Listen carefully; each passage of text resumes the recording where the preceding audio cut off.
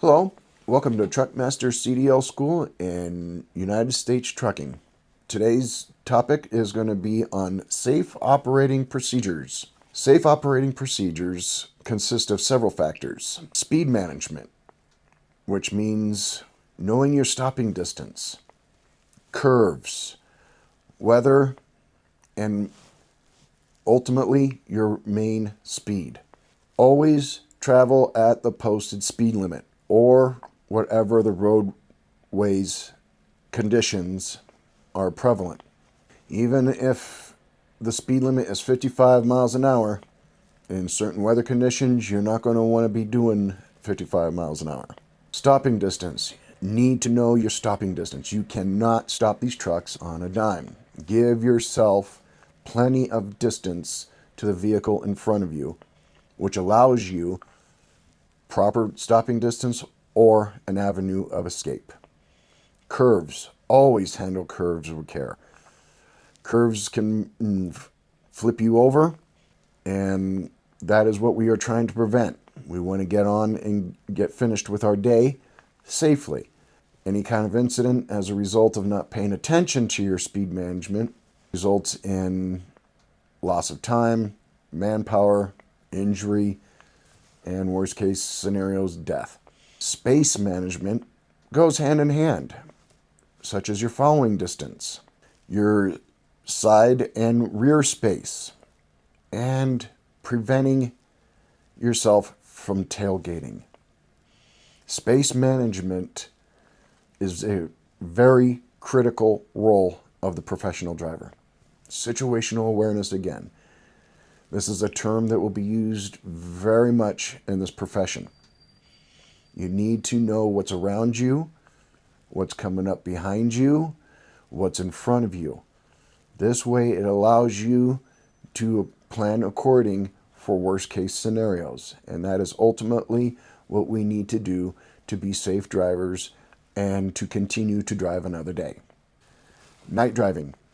As for myself, I love night driving. Most drivers prefer driving during the day. That is naturally what we are used to. If you do drive during the night, you must be very aware of the visibility risks, your fatigue level, and glare management. Fatigue level. If you are fatigued, pull over and go get some rest. It is not worth it. Insofar as visibility, landmarks change. Things change at night. You don't see things that you would typically see during the day. So you need to look for new landmarks at night. Glare management. Consider buying glare glasses, an amber tint that helps cut the glare of oncoming traffic. Keeping a clean windshield also helps with your glare management. Hazard preparation. Scanning ahead. Identifying risky drivers and road conditions. These are all preventative measures of possible hazards. You need to constantly scan ahead of you. Be looking at least a mile ahead at times. Pay attention to road construction signs. Pay attention to your surroundings. This is the best way of preventing hazardous situations. If you're in a bad situation, this brings us into emergency maneuvers, such as braking, your steering, and rollover prevention. If you overreact on an emergency maneuver, you have the potential of rolling over your truck. Keep control. If you give yourself plenty of avenues of escape by your before mentioned distances, your scanning, all these issues will help you in emergency maneuvers. Braking, again, you must know if you're loaded, you're going to stop much longer than you normally would if you're empty or in your own personal car. If you're into a skid, brings us to the last part of skid control.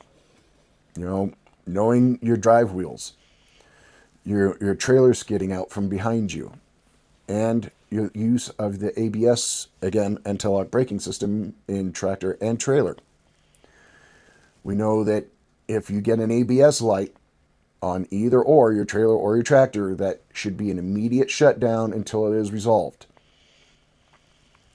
If your trailer starts to slide, turn away from the slide. If you are in a position to avoid all this, do so by going through the above mentioned stuff, knowing your weather situation, knowing what's in front of you. All these could be avoided. In my 20 years as a driver, I've never had a slide situation because I never put myself in that position. And I did that by paying attention to my environment and having, again, situational awareness. Until next time.